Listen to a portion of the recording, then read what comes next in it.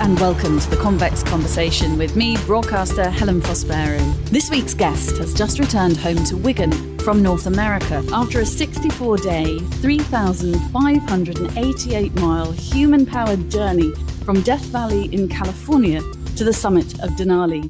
It marks the completion of the second leg of an extraordinary challenge for British adventurer Oli France. Oli spent 10 years dreaming of and 5 years planning the ultimate 7 expeditions, which will culminate in hopefully becoming the first person to travel from the lowest to the highest point of each of the 7 continents under his own steam. We featured Oli on the Convex Conversation when he cycled in temperatures as high as 45 degrees through Africa, from Djibouti to the base of Africa's highest peak, Kilimanjaro, ending on the summit after an arduous climb. This time, he set out alone from Death Valley and cycled 3,483.2 miles. I do love Oli's stats. That's further than London to Dubai, over 39 days, packed with more adventures, no doubt, including a closer than comfortable encounter with a bear. He then tackled one of the world's most treacherous mountains, summiting Denali in minus 30 degrees. Oli, welcome back. How are you feeling? Thank you, Helen. I'm feeling good, thank you. Yeah, I've had 10 days at home to kind of start to recalibrate, but still very much on a high from what was an extremely wild adventure. When you get back, are you a bit of a wreck physically? Are you covered in blisters or are your muscles aching? Because I just can't imagine this amount of physical activity. I think on an expedition this long, the pain barrier and all these little niggles and swollen tendons and blisters and things, that all happens quite soon, actually. That happens in the first few days and weeks as your body readjusts. And then you kind of got to go through this pain barrier. And in some ways, that is the hard part. But actually, by the time you're home, I've been physically active for 9 hours, 10 hours a day for 64 days. And you're kind of used to it by that point. When I got home, although on the one hand, you should feel extremely fit, definitely the fatigue really starts to hit them because you've just been so mentally focused on one goal every single day. And once you allow yourself to rest, that's when the fatigue hits. And deep sleep, lots of food, just allowing myself to relax. But yeah, it's a funny thing is coming back home, but now trying to get back training again. And how do you recalibrate? Because there you are in parts of the world I dream of seeing. And if anybody wants to look at your Instagram, for example, the imagery of where you've been is spectacular. It looks a bit different to Wigan.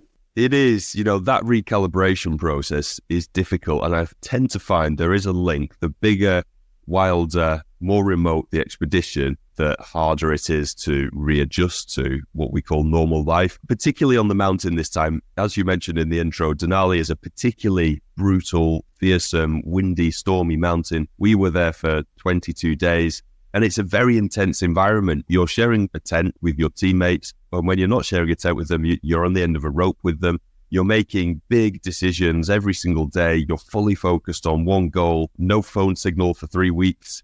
And then you're back home and things can feel a little trivial in comparison to these life and death moments on a big, gnarly mountain in North America. But on the other hand, once you gradually recalibrate to the different pace of life, it is nice to have a few home comforts and not have to work on a stove for 2 hours to get your drinking water. So yeah, it's a process, but takes a week or so, I tend to find. Before we dig deep into the adventure itself and hear the remarkable stories, I've got to ask about the bear. What happened there?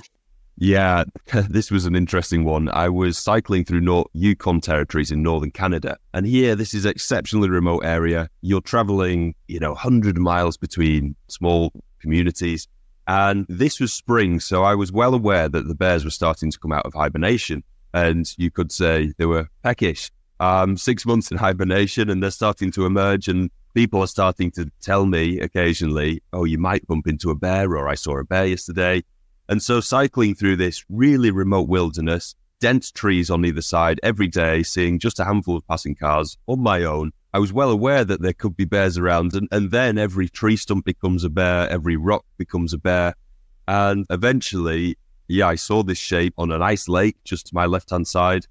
And sure enough, it was a grizzly, quite a large grizzly, and cycled by. It had a fish in its mouth. It was instantly aware of me. Whether it smelled me or heard me, I'm not sure. Took a few steps in my direction, but I wasn't about to hang around, and got behind some trees and pedaled away. And a few hours later, I had an even closer encounter with what seemed to be what was a very large black bear just on the roadside, which I cycled within 4 meters of. Nothing between me and it. And I could see it, crystal clear. It watched me as I went by, and I stopped 50 meters later, took a quick snap. Again, it took a bit of notice of me, but fortunately didn't give chase. I hear they can run 35 miles an hour. And on my heavy bike, there was absolutely no way I was going to outrun one of those. But a special experience, but a little scary at times. Yeah, I'm sure. Well, you started at the lowest point of the continent, as now is becoming the thing, in Death Valley by yourself. I've never been to Death Valley. I'd like to go purely by the name alone, because I'm sure it's incredible terrain. What was it like? Paint us a picture of what Death Valley's like. Death Valley is almost this moon-like Martian landscape, very, very dry, very inhospitable. I was there in March when the temperatures were around 30 degrees. In the height of summer, it is the hottest destination in North America, with temperatures well over 50 degrees. And so Death Valley itself, or the very lowest point, is a place called Badwater Basin, which is a dried up salt lake. It's a small tourist destination, and you get a few RVs and a few tourists there. Got there, I traveled down from Las Vegas, and that was the starting point. And suddenly, I've loaded up my bike for the first time. I asked a couple of passing tourists to take a photo at the sign of this salt lake. I dipped my fingers in the water, and that was kind of symbolic of the start of the journey. And a couple of people were asking and actually taking photos when they overheard what I was about to do. And then I was off into this remote landscape, and knowing, of course, that it was 3,500 miles and 10 weeks ahead of me, and a lot of uncertainty. It now feels a world away, but it was quite an unusual place to start this journey. Your stories from your African cycle were full of crazy, mad experiences and unexpected experiences. What were the highs and lows of this very long and solo ride?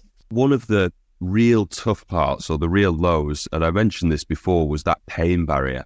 Was about 3 or 4 days in, and I was cycling through Nevada, which is quite a remote, very windy, mountainous area, high altitude, and cycling into headwinds. My body is in bits from the physical effort of cycling this 50-kilogram fully loaded bike. I'm already falling behind schedule. I'm thinking about my mountain team and the pressure that I've put on myself, and already starting to wonder if this expedition is possible, and not being able to take any rest days or anything like that. So it was a real mental battle, and also being a father of 2 young children, knowing that it was 10 weeks until I was going to see my children again. And so it was mentally a hard time just to push on through that initial period. I think it took about 2 weeks to start to believe, okay, maybe it's possible, and to really push hard every single day. I have to say, once I reached Canada, that's where I really started to love the journey.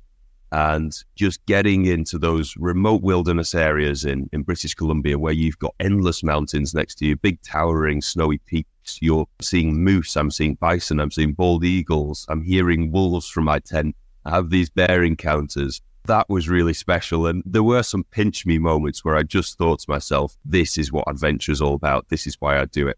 What's one pinch me moment that really stands out for you that you'll remember for the rest of your life? One came a little further on as we reached the mountain, and we were doing this overland, the ski approach into base camp. And we were skiing on this glacier, which only a tiny number of people have ever done. It's the largest glacier in the Alaska range.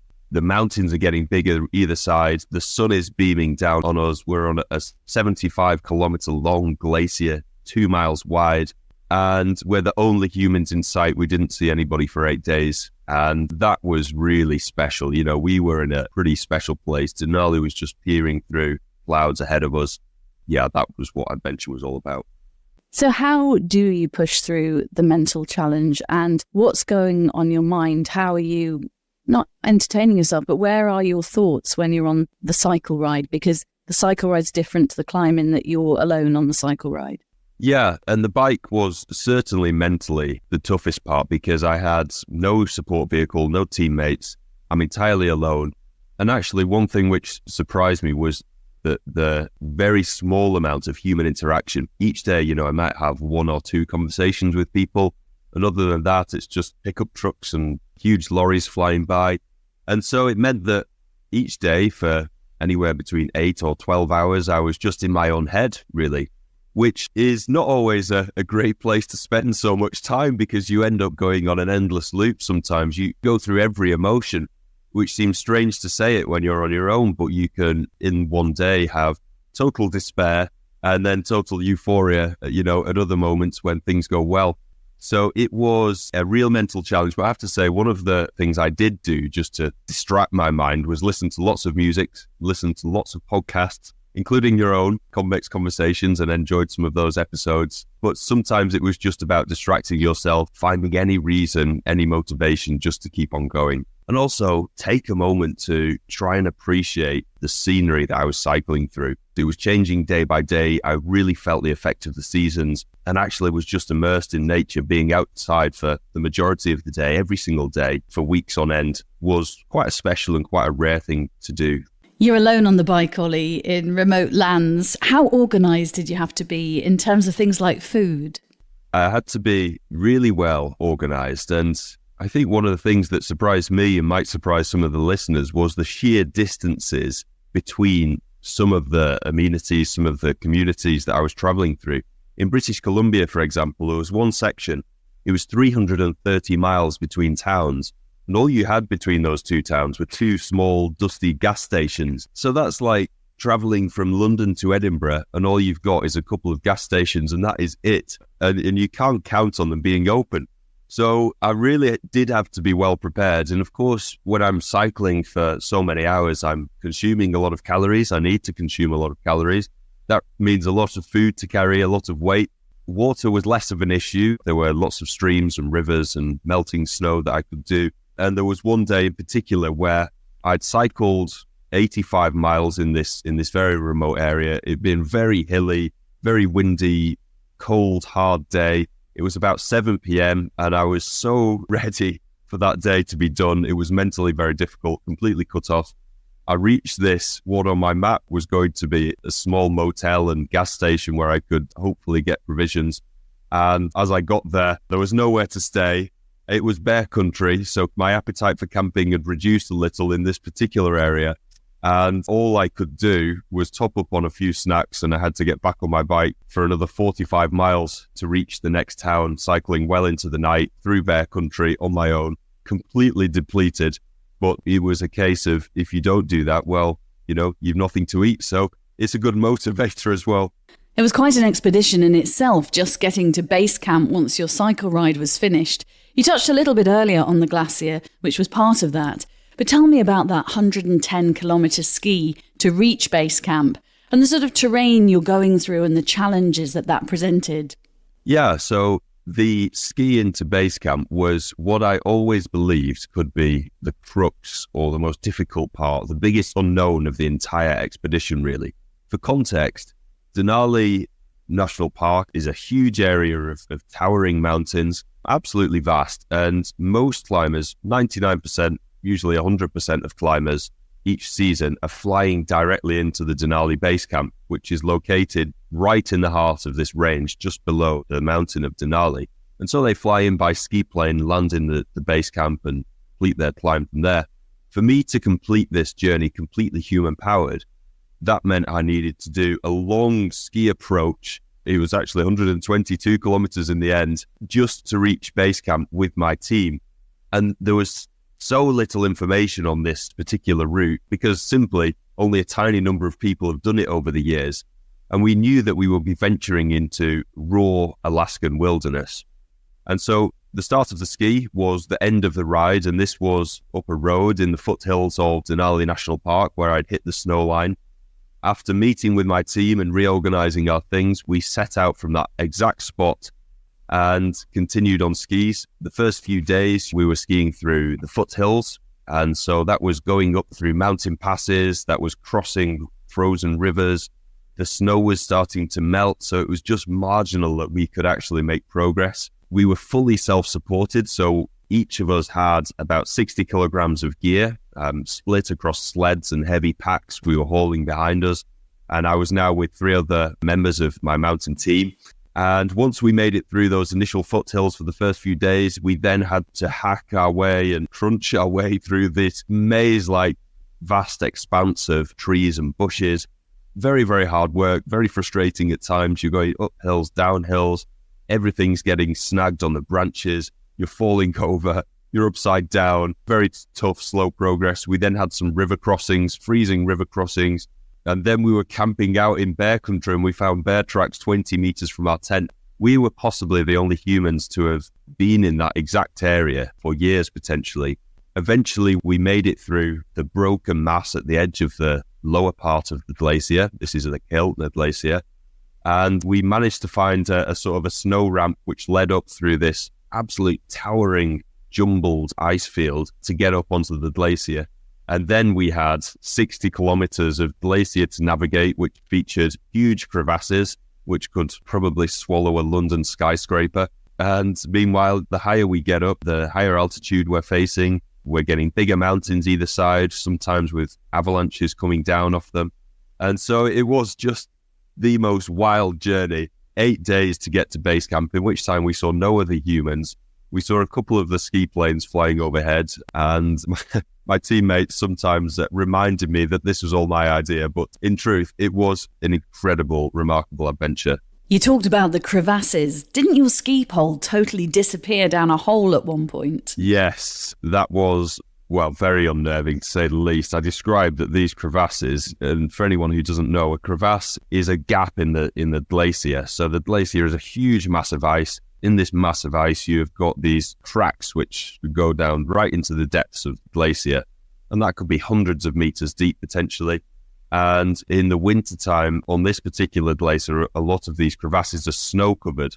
But the thing is, you don't know exactly how thick the snow covering is. And when I say snow covered, it's essentially a bridge over these huge voids in the glacier. And so we were skiing along for some sections where the risk we felt was low. We were skiing along without a rope.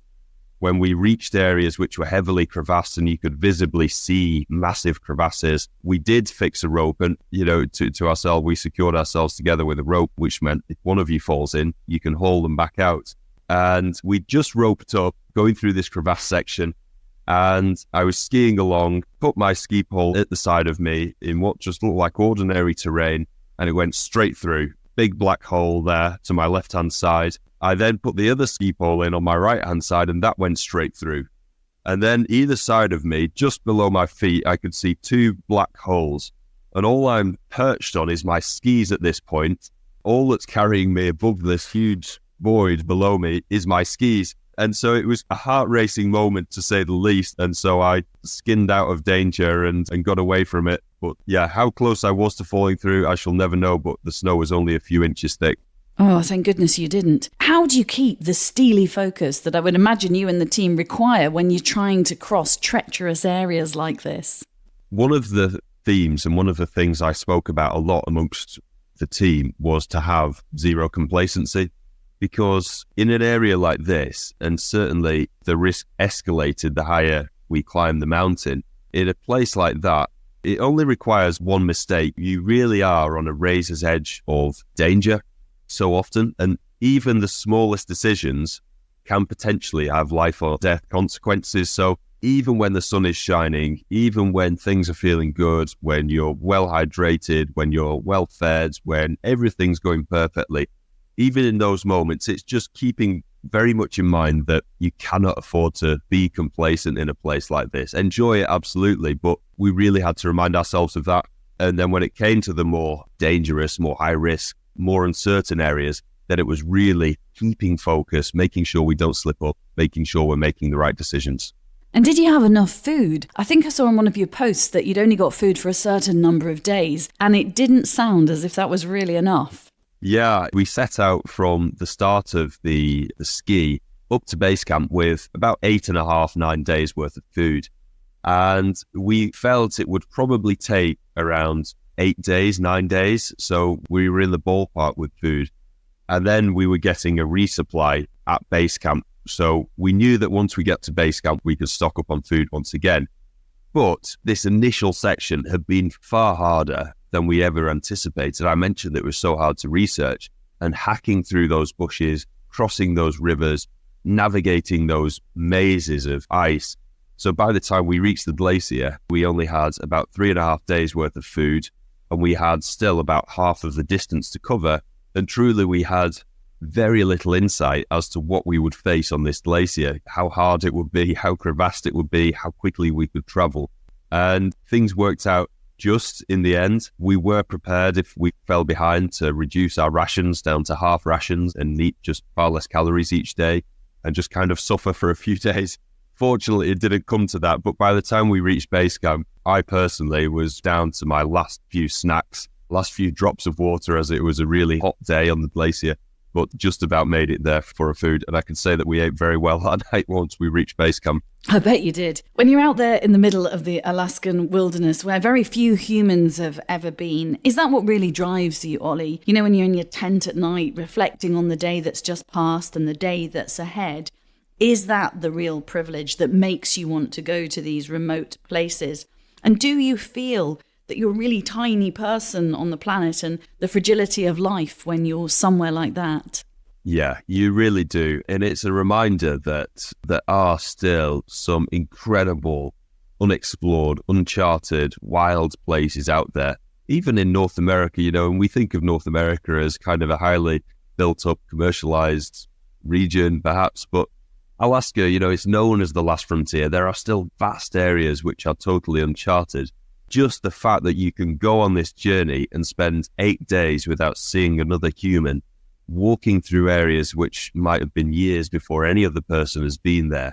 There's no routes to follow. There's no paths to follow. You're making all the decisions. You're working with the land, and you've got to work with it. You can't work against it. You can't force them and push your way through an environment like this. You need to almost tune into the nature and the landscapes around you. And so it really is a special thing to do. You know, I think that is, you know, maybe I've talked about this before on the previous podcast, but ultimately, I believe that exploration is the thing that makes us human. That is the reason why we left behind the forests and the caves all those years ago and ventured out all across the world. And I think still exploration to this day, that's the reason we're exploring space and the deep ocean and technology and all of these things. But to actually be back there in a raw, wild mountain environment, doing true exploration, pushing hard, making big decisions, that just felt like the right place to be. I only wish I could do more of it. Well, you've got another 5 to go, so you'll be doing a lot more of this. But eventually you got to base camp. And presumably all that remains now is to, well, climb that little mountain called Denali. Yes, that was, of course, the next stage. And when I reached base camp, I was now 52 days into my journey from Death Valley.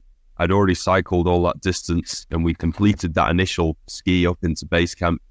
And as you say, the final phase, the final challenge was climbing what is often considered the coldest mountain on Earth, one of the windiest, stormiest mountains on Earth, 6,190 meters.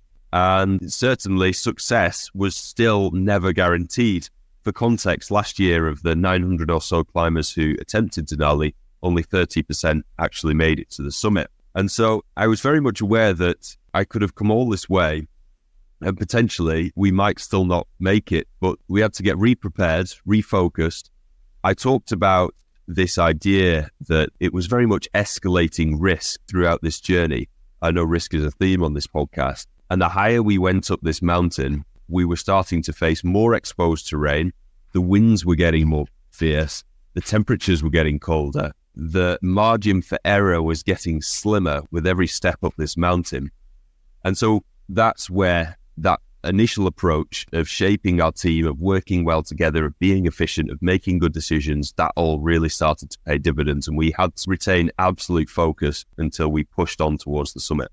A lot of people say that Denali is more challenging than Mount Everest, which of course you will face in due course. Why is that? You mentioned it's very cold, but why do climbers look at Denali as a bigger challenge than Everest? Yeah, that is right. And I haven't climbed Everest yet, although, as you say, that is on my list as part of my global project. But yes, I know climbers who've climbed both and have said that Denali is harder. So there are a few reasons for that. Denali is actually colder than Everest, despite it being lower elevation. And it's often windier. The mountain is also, unlike Everest, where you do have a lot of support, you have Sherpa helping carry your gear. There's nothing like that on Denali. So we were carrying all of our own gear. all of our own food, all of our own supplies, gasoline to fuel our stoves. So progressing up the mountain is a lot of hard work. You're shifting a lot of gear. The paths aren't quite as well trodden, and so you're fording your own way through the snow sometimes. And another thing on Everest, you have got fixed lines or fixed ropes, essentially from base camp all the way to the summit, which you can flip onto, where on Denali, there's only one very short section of fixed ropes. And other than that, you're managing the ropes as a team. You've got to make critical decisions on the route choices, on when and where you should be going up the mountain. And so physically, it's very demanding. You can't just switch off and follow a rope up the mountain. You've really got to be thinking about every single step. And of course, dealing with those very cold temperatures in the higher altitudes and the implications of that as you reach the higher reaches of the mountain. Do you feel like you're in a completely different world? Yeah, and that is only exaggerated as you progress up the mountain. And the scale of this mountain is just truly vast. It is a glaciated peak. So at every angle, you've got masses of ice, you've got heaps of snow, you've got crevasses in the glacier, you've got rocky buttresses, rocky ridges poking out of it. Often you're hearing avalanches at the edges of Denali or from other nearby mountains. You can feel the ground shaking on a couple of occasions. And it is a forbidding place, but also a remarkably beautiful place. And sometimes how it's perceived depends on the weather. In the worst of the weather, there is zero visibility. You're getting hammered with wind. There is sideways spin drift and snow. It is freezing. The temperatures could be as low as minus 30 degrees, where if you take off your gloves, you've got a couple of minutes until you get frostbite.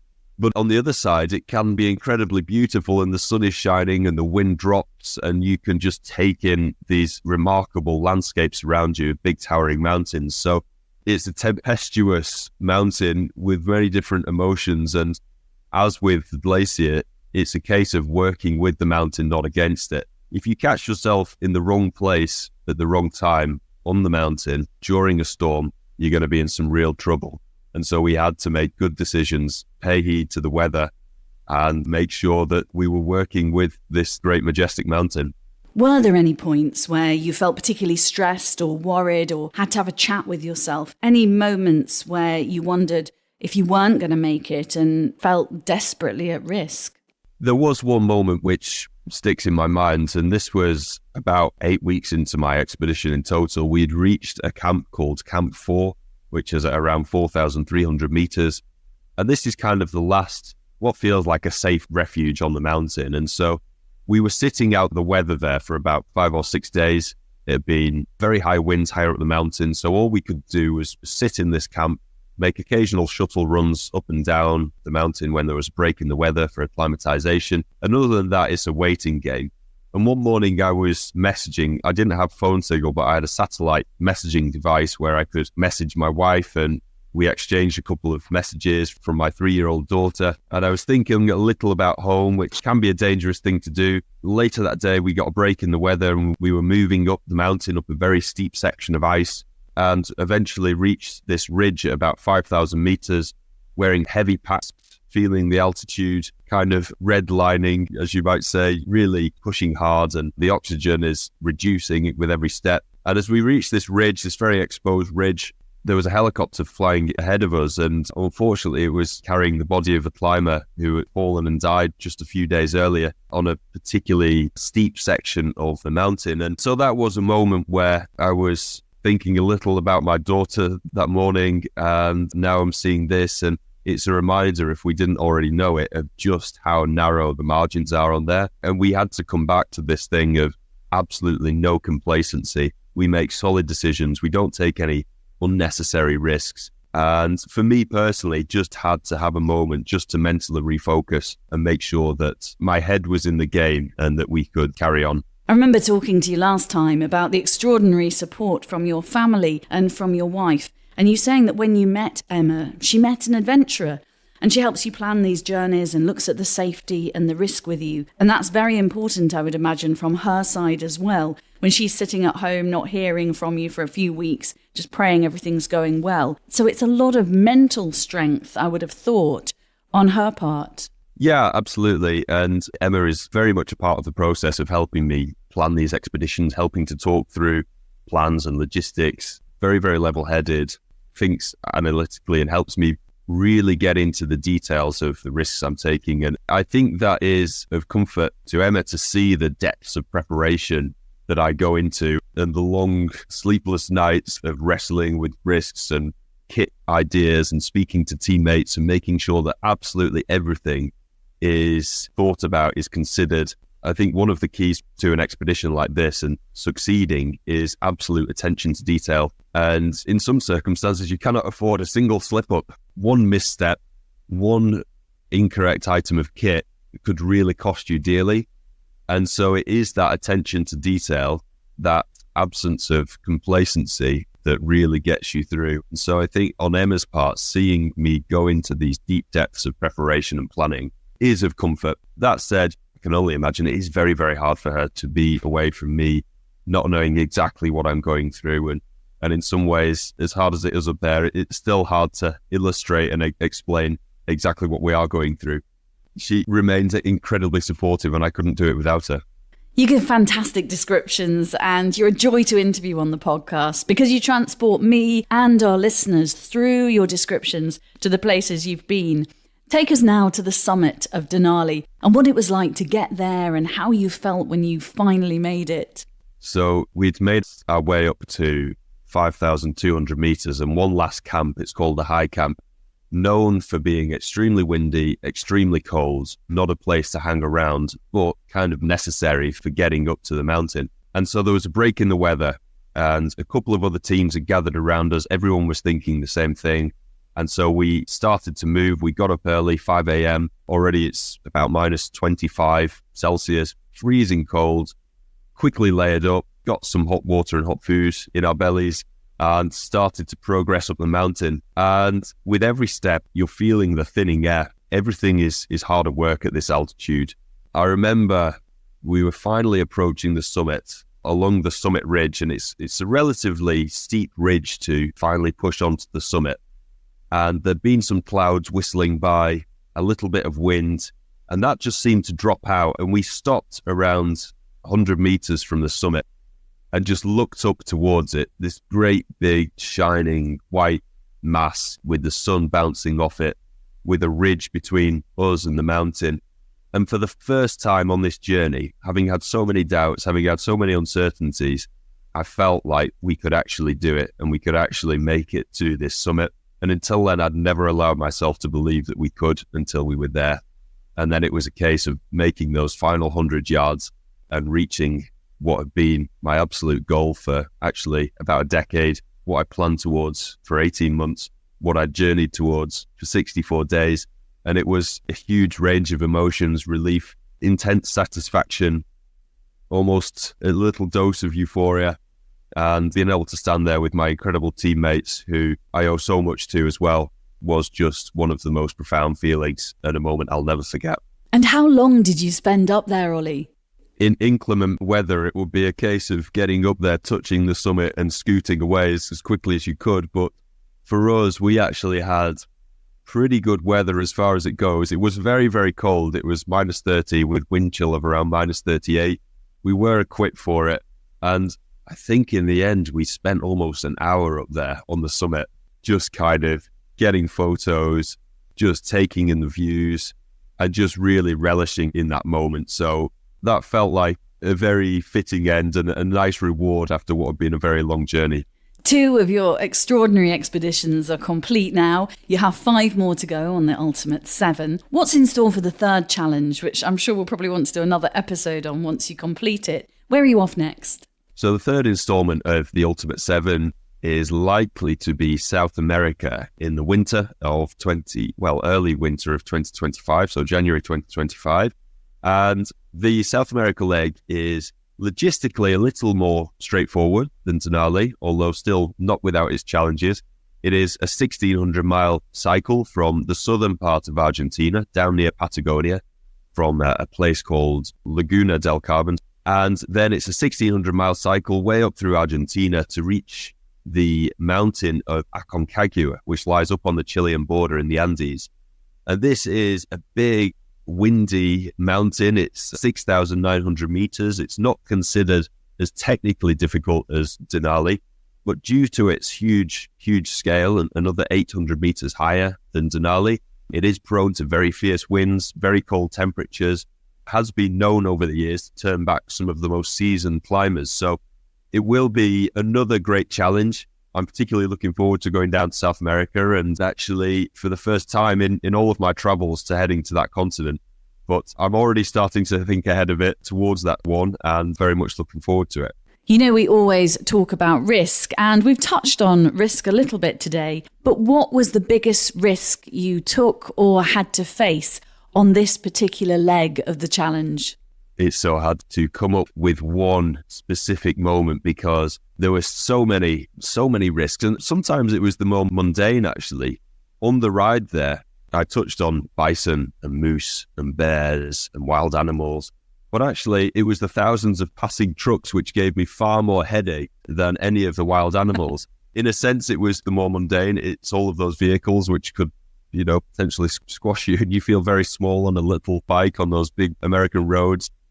On the mountain, I think, to pick out one example, it would probably be on that glacial approach where you're days and days from help. There are no other teams. There is no path. You're navigating through these immense crevassed areas, these ice falls. You've got great blocks of snow. One misstep at the wrong moment, and you could end up falling potentially hundreds of meters down this great snowy void. So I think it was navigating those areas on the lower glacier, which are just so rarely visited, that it was a real unknown, and every step potentially could see you falling into the deep depths of this glacier. So it was certainly one way of keeping our minds focused. I'm sure it was like that ski pole moment. When that ski pole just disappeared, your heart must have been in your mouth. Oli, your family must be delighted to have you back in one piece and to hear all about your adventures. Make sure you find time to enjoy time with them over the coming weeks. Oh, thanks so much once again, Helen. I've really enjoyed the conversation, and it's a real privilege to come back for the second time. And I will absolutely enjoy some home comforts for a while. It's been a while. So thanks again, Helen. You've been listening to explorer Oli France, back home after his extraordinary expedition to North America, from Death Valley to the summit of Denali. He's got some wonderful images and footage on socials, and he's fantastic with his stats and his descriptions, so do check him out. Download and subscribe to our series at convex.podbean.com or search The Convex Conversation on Spotify, Apple, or wherever you listen to yours. And you'll also find Oli's African adventure on there too. Thanks for listening. See you soon.